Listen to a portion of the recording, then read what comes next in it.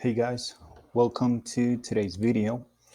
On this video, we're going to be talking about, we're going to be going over some vocabulary about banking and education and research.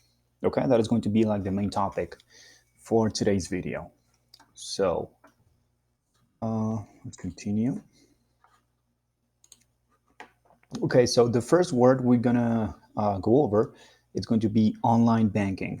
Okay, so basically that's a service that allows you to manage finances on a computer, cell phone, or any electronic device.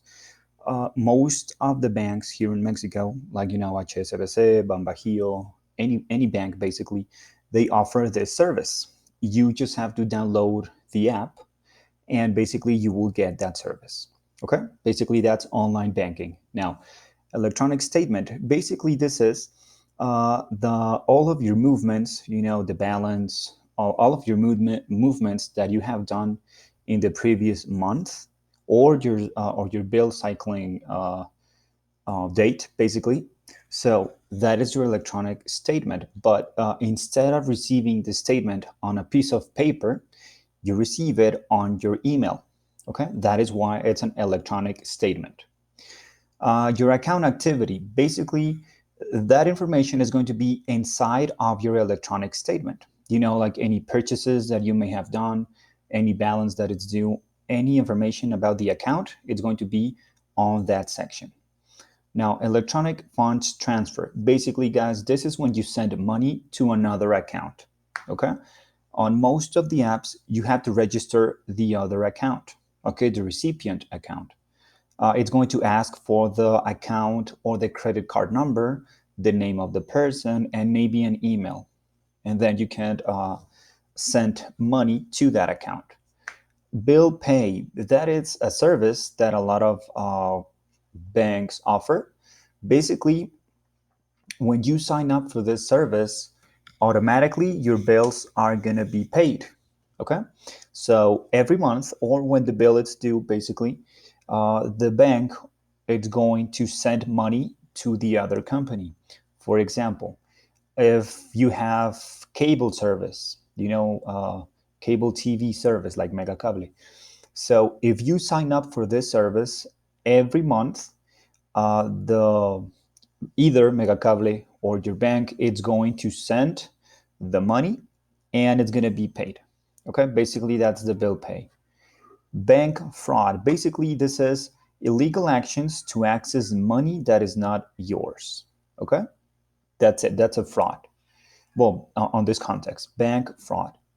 Identity theft, basically this is when someone steals your personal information and uses that information without your permission. Okay, that is identity theft. You have to be really careful when you browse online, when you go on the internet, and you don't want to disclose, you don't want to provide with your personal information to basically someone you don't know, a stranger. So, ways to prevent identity theft, it's basically only visit verified sites. Okay, do not, I don't know, send your bank account information through your email.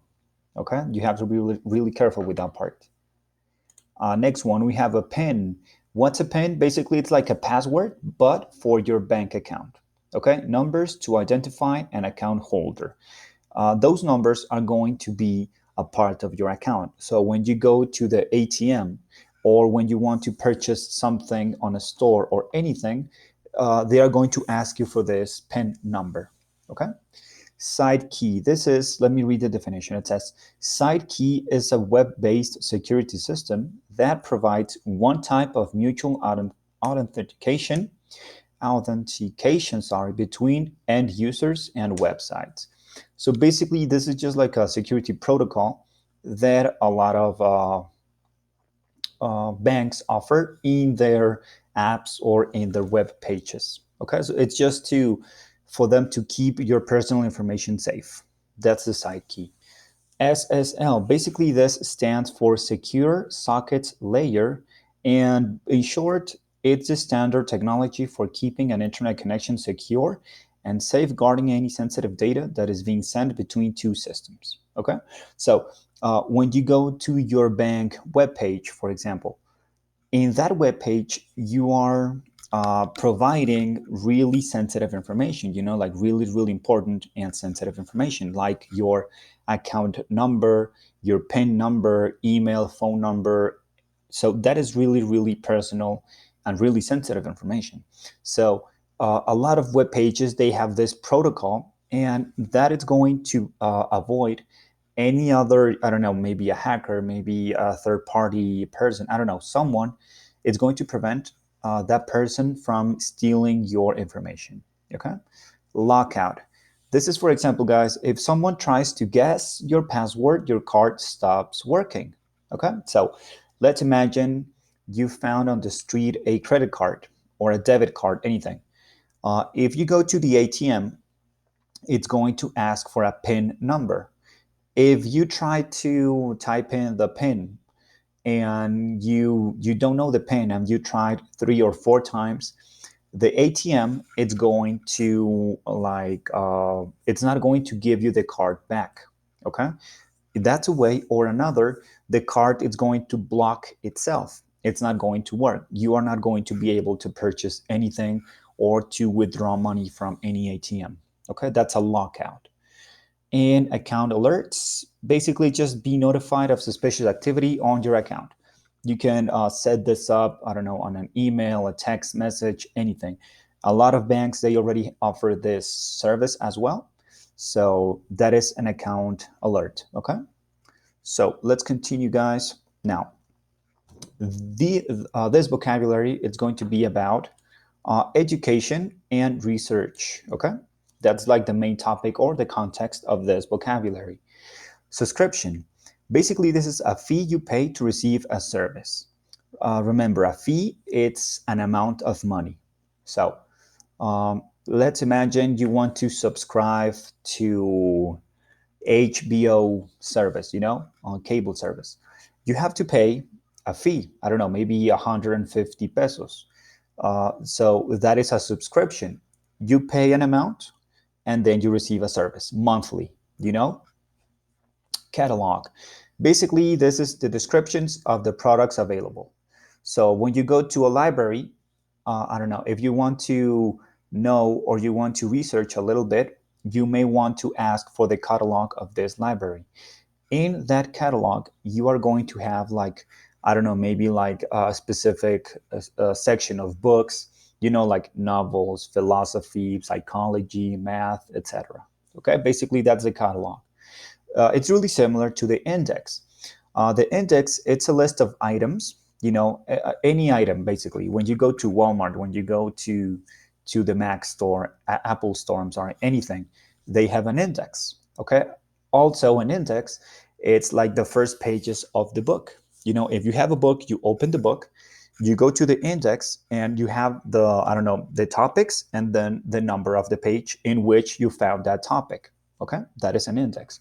So it says a list of items such as topics or names treated in a printed work that gives for each item the page number where it may be found. Okay, ebook. It's electronic book. Most of them, they come in a PDF format. Okay, basically it's a book, a regular book, in a PDF format. Okay, you can store that PDF in your computer, cell phone, tablet, or any other device. E-journal, this is really similar. An e-journal or electronic journal is a journal or magazine that is available online. Okay, that's an e-journal, real simple. Media, what's the media? What do we know? Like mass communication outlets, I don't know, the TV, the radio, the newspapers, internet, all of those are the media. Okay, now this, a Boolean operator. A Boolean operator are simple words, for example, and, or, not, or, and not, used as conjunctions to combine or exclude keywords in a search, resulting in a more focused and productive results. For example, when you go to Google and you want to Google something, you want to search for, I don't know, something, any info, you could use, I don't know, for example, we can say if you go to Google, remember, you can search, you can Google this. Which cell phone it's more expensive, the iPhone or the Samsung Galaxy S10, for example? So now, when you use that specific word or, Google, it's only going to give you information about the iPhone and the Samsung Galaxy S10, I think. So those words are going to help you to search in a more focused and productive way. Okay, just when you're trying to look for something really specific, you may want to use these words. And let me check what else. What else are we going to be talking about? Okay, so remote access. Basically, this says you can access from anywhere. For example, if you have a page, any web page. For example, if you get in the UTL, we have the SAC, you know? That one has remote access. Why? Because you can enter the SAC from anywhere as long as you have an internet connection. Okay? That's remote access. Site license, it says, let me read the definition. A site license, it's a type of software license that allows the user to install a software package in several computers simultaneously, such as a particular site, facility, or across a corporation, or a corporate, basically. So what is this? So this is like, for example, let's imagine you have a company, or I don't know, the UTL. Okay, let's think of the university. In the university, maybe they bought software license for Windows, the operating system. So since they bought that software license, they can install Windows in all of the computers of the UTL. Okay, they pay for that license. So basically, they can use this software in all of the laptops as long as they are part of the UTL. Okay, that is the site license. EC proxy. So this is a what is a proxy? So it says basically a proxy, it's something that is going to help you connect to the internet. Okay, so in broad terms, in really, really broad terms. So this is a web proxy server used by libraries to give access from outside the library's computer network to restricted access websites that authenticate users by IP address. So for example, again, let's think of the UTL, the university. So let's imagine that in the SAC, we only have one specific book, okay? Let's think that book is really important.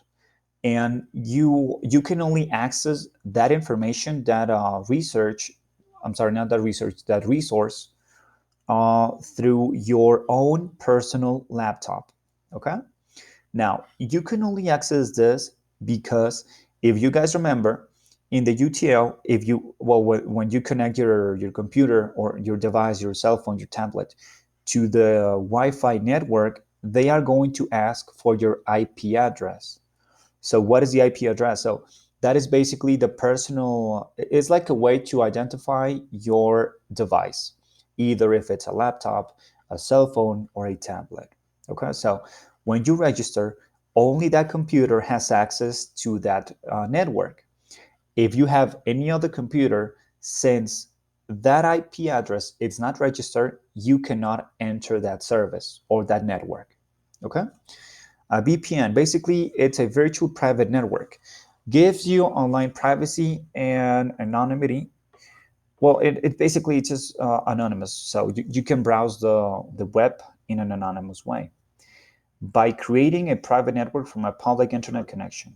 VPNs mask your internet protocol, which is your IP address, so your online actions are virtually untraceable.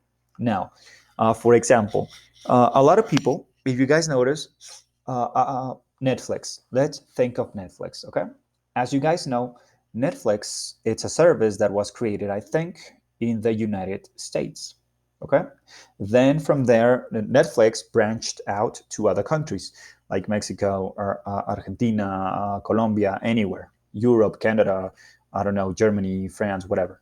So uh, every country has a specific catalog of movies. Okay, I mean, You can find a lot of movies in every country, yes. However, only some specific shows are in a specific country. For example, I don't know if you guys know the series Dexter, not the cartoon series like this one. It's like, well, that's the name of the series, Dexter. It's a well, not a police officer. It's like a blood spatter analyst. That it's a serial killer, basically. Now, that show, that series, it's only available on Netflix USA, not on Mexico. So if you want to watch that series, Dexter, you have to download a VPN.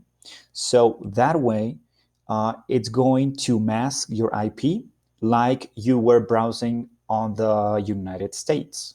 Okay, so basically that's the VPN. It's just going to change, not going to change, mask your IP, and it's going to tell, maybe with the VPN, it's going to show you are connected, I don't know, from France when you are connecting from Mexico. Okay, that's the VPN. And license restriction, you can only access some files through a specific server or web page. It's like I mentioned with the SAC of the UTL. You can only access that specific site if you're a part of the UTL and you use a specific network. Okay? So basically, that's going to be all, guys, for today's vocabulary. And I'll see you later. Thank you.